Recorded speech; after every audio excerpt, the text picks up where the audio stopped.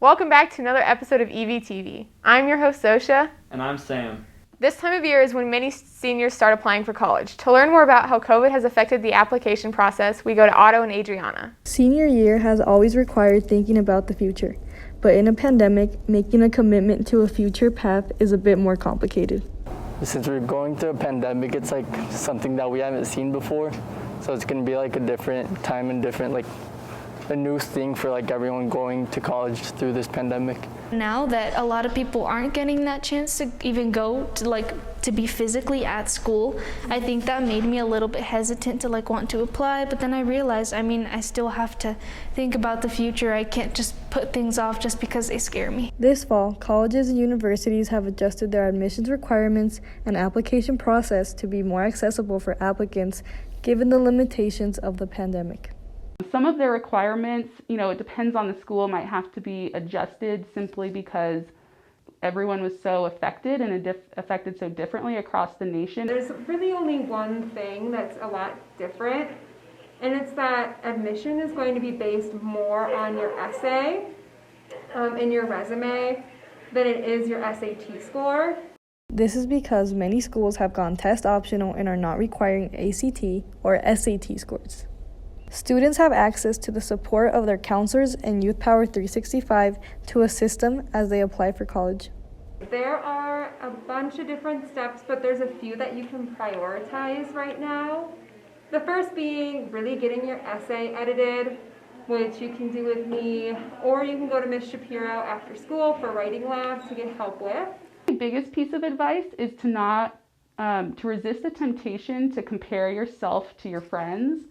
I think just not comparing yourself and thinking that they're in a better place than you are, or that you should, be doing the same things as them, and just to really focus on what you personally want and need from higher education. My advice is to stay true and honest about who you are. And obviously don't have a senior slide, so keep your grades up. I just have to say that out of obligation. Every senior is dealing with the new application process differently. I've started to fill out the Common App. I've been talking to my counselor and checking Schoology. I'm in AVID, so that class has been preparing me for college, especially having received help from Mr. Steiner and Mrs. Duell on what steps to take for preparing myself for college. Next week, Youth Power 365 is hosting a FAFSA night on October 14th. In Colorado, free application day is October 13th. Even though the college admissions process is different and the future is uncertain, there are many resources available to support seniors. This has been Adriana and Otto.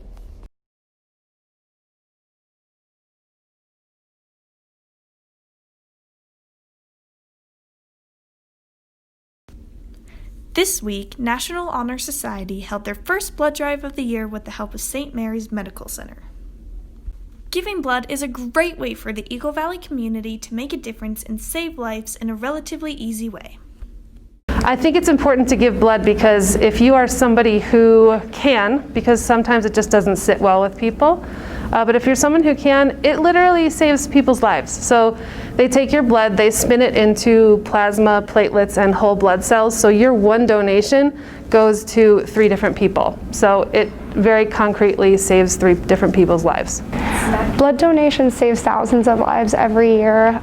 We see anything from trauma to cancer patients and everywhere in between. Well, I think it's just a really nice thing to do. It's more of a fact that I'm not helping myself, I'm helping others, and I'm giving to others that could potentially save lives. And I think that's a really important thing to do. Donating blood only requires a couple easy steps, and every donor's blood can save 3 lives.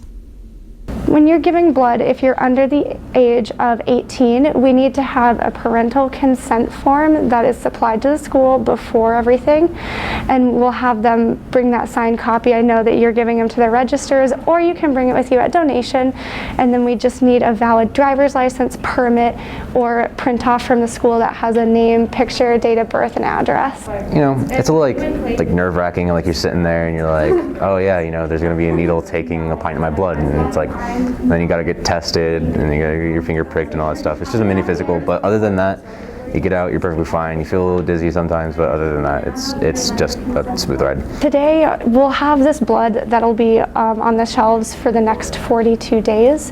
That's how long red cells last. The plasma that we extract from that can be frozen for up to 2 years.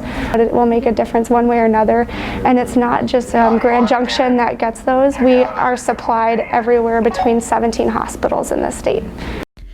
Due to the pandemic, this year's blood drive had to run at a slightly reduced capacity, but the need for donation is high. So the only thing that really they did was space out the appointments more.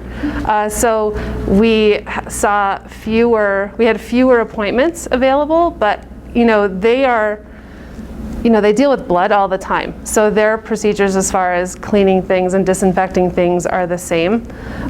Maybe just a little bit more vigorous now, but other than that, it was just a spacing out of the appointments. So as you know, we only have half of our students here today. So normally we try to have 75 appointments, and today we had 45 appointment slots available, and we had almost all of them filled. So it was great, although it was a little more than half that we usually do. In the spring, we have 2 blood drives scheduled, and we have them scheduled for an A day and a B day right next to each other, so that way we'll be able to get more people next time. What happened is a lot of people lost their jobs, so we were busy for a while, and it was really cool to see so many people who were in a position that was unfortunate where they still wanted to help other people. Now we've slowed down a little bit more because people are back in work, which is also great. We're really excited about that, but just want to make sure that we instill that belief in this next generation to carry on blood donation, since most of our donors are retired. But we've also been able, in coronavirus, to be sending stuff to New York and Boston, which is amazing since we have kind of a smaller community on this side of the mountains, but it's very exciting. It is important to give back to the community, and clubs like NHS give Eagle Valley the opportunity to do so. This has been Arden and Sam.